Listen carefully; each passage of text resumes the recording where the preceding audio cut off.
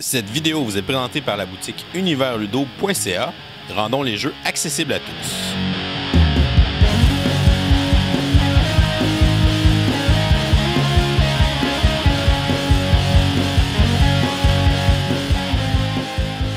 Salut les gamers, c'est Bruno, je vais être votre parent accompagnateur. Aujourd'hui, on regarde ensemble le jeu Scarabia. C'est un jeu qui a été publié en 2018 par Blue Orange, qui ont été assez généreux pour nous donner une copie au Gen Con. D'ailleurs, ma copie a été autographiée par Bruno Catala, qui a fait le jeu avec Lunovic Montblanc. C'est un jeu qui se joue de 1 à 4 joueurs, âgés de 8 ans et plus. Mais je vous recommande de l'essayer avec des plus jeunes, ça marche très bien. Le jeu est d'une durée de 15 à 20 minutes. Dans le jeu, on est des archéologues qui chacun va explorer une des 4 régions. Les plateaux sont pareils pour chacun des joueurs et on doit aller avec des tuiles Pentomino encercler des scarabées pour faire des points. C'est évidemment un placement de tuiles. Je vous montre comment on joue et ensuite je vous dis ce que j'en pense. À tous mes collègues explorateurs, nous avons ratissé notre centre de recherche. On a trouvé 3 scarabées. On en a trouvé 2. Ils étaient parmi les singes. Faisons une compétition. Celui qui en trouve le plus.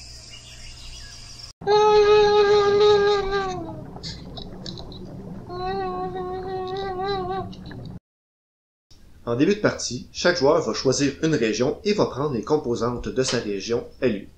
Le plus jeune va être déterminé comme étant le joueur, le grand explorateur. Le grand explorateur va tout d'abord prendre les 12 cartes représentant les 12 Pentomino, va les mélanger et les placer de côté. Ensuite, il va prendre les 4 tuiles représentant son plateau, va les placer de façon aléatoire et tous les autres joueurs vont les placer de la même façon.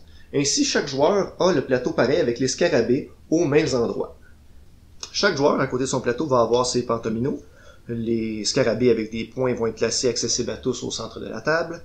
Et le grand explorateur va avoir le paquet de cartes représentant les Pentomino. La première étape d'un tour est de dévoiler une carte.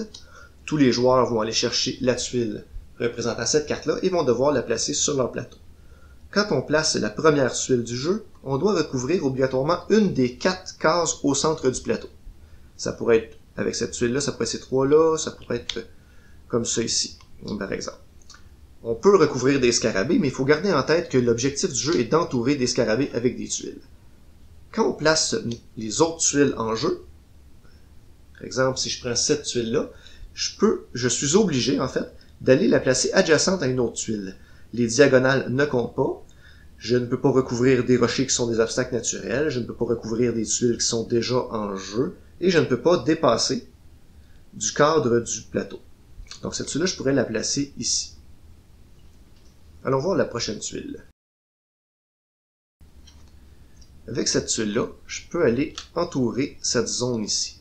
C'est une zone de 2 cases qui contient un scarabée. La façon qu'on compte les points, c'est que chaque scarabée dans une zone fermée vaut autant de points que la grosseur de cette zone.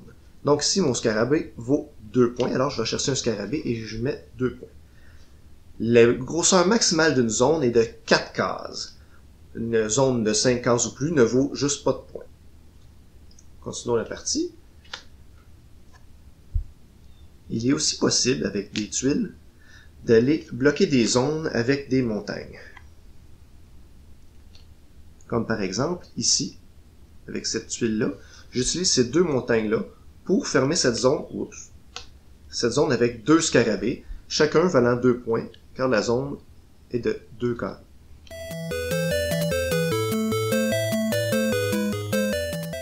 La partie se termine lorsque toutes les cartes ont été revirées et que toutes les tuiles ont été placées.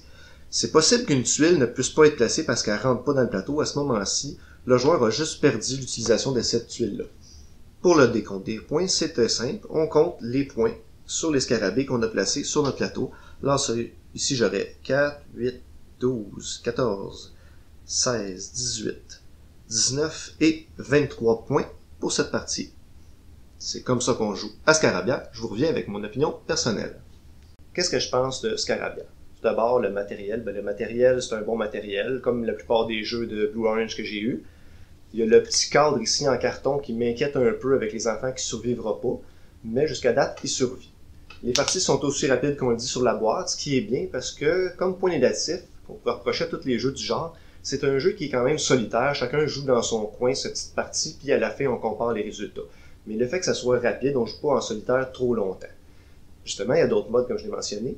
Il y a un mode 1 contre 1, où les joueurs jouent sur le même plateau, c'est quand un joueur ferme une zone et récupère des scarabées que c'est lui qui fait les points.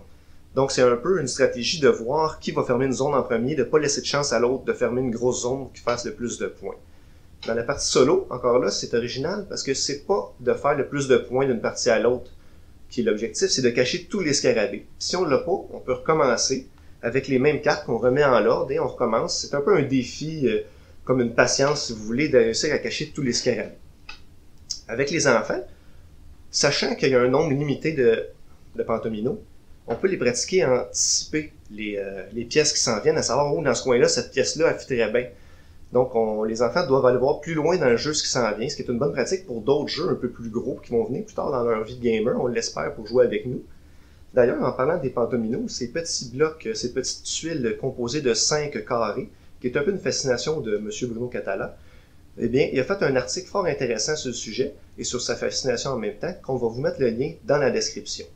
C'est un jeu à laquelle je vais donner la note de B. C'est un jeu simple, rapide, qui s'enseigne bien, qui est super le fun en famille, puis avec les gamers, qui est un bon casse-tête aussi qui peut servir comme filler. Si vous n'êtes pas encore abonné à la chaîne, vous pouvez le faire avec le petit bonhomme ici en bas. Surveillez sur les autres vidéos le saut d'approbation du parent accompagnateur pour d'autres jeux où vous pouvez jouer en famille. Vous pouvez aussi nous suivre sur Facebook, Twitter et Instagram. Venez nous visiter sur passionboardgame.com pour d'autres contenus pour les joueurs de jeux de société. Vous pouvez aussi nous supporter sur notre campagne Patreon. À la prochaine les mini-gamers et continuez de gamer!